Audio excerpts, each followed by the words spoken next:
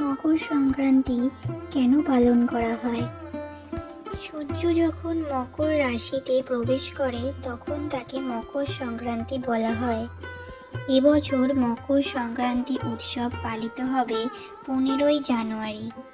আসুন জেনে নিই মকর সংক্রান্তি উৎসবে সাথে সাথে সম্পর্কিত বিষয়গুলি সম্পর্কে।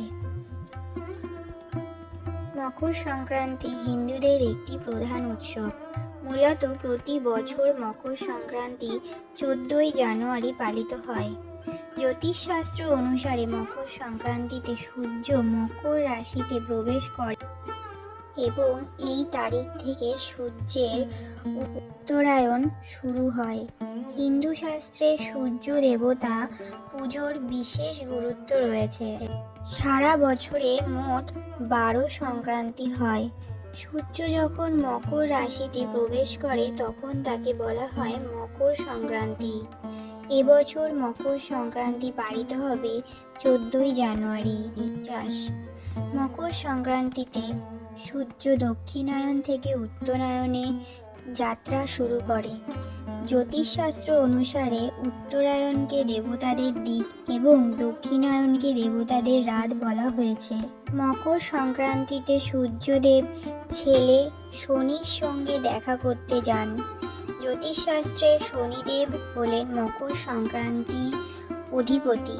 সূর্য ও শনিদেবের একে অপরের সঙ্গে শত্রুতা রয়েছে, কিন্তু সূর্যদেব নিজে যখন শনিদেবের সঙ্গে দেখা করতে যান তখন এই উৎসবটি পিতা ও পুত্রের মিলন উৎসব হিসাবে পালিত হয়।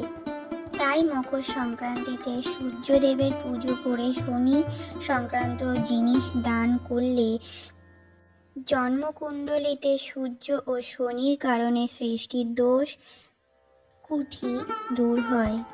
জ্যোতিষশাস্ত্র অনুসারে মকর সংক্রান্তিতে সূর্য মকর রাশিতে প্রবেশ করলে এই দিন থেকে আবহাওয়া পরিবর্তন শুরু হয়।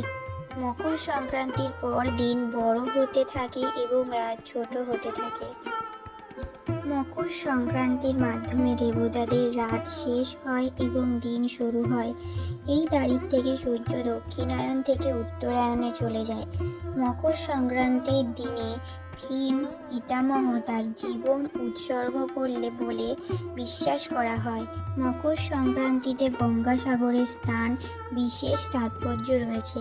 মনে করা হয় মকর সংক্রান্তির দিন মা গঙ্গা ভগীরথের তপস্যায় সন্তুষ্ট হয়ে তাকে অনুসরণ করে কপিল মুনির আশ্রমে পৌঁছন।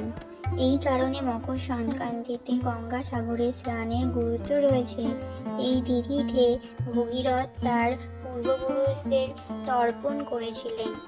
মকর সংক্রান্তিতে সূর্য যখন মকর রাশিতে প্রবেশ করে তখন সমস্ত দেবতা অনুসরণ এবং মানুষ প্রয়াগের প্রবীণ সঙ্গমে স্নান করে।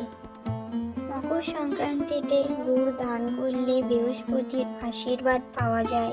মকর সংক্রান্তিতে ঘি ও লবণ দান করার বিশেষ তাৎপর্য রয়েছে। এর দ্বারা বৈষয়িক জীবনে সুকম ফল পাওয়া যায় এবং খারাপ সময় এড়ানো যায়।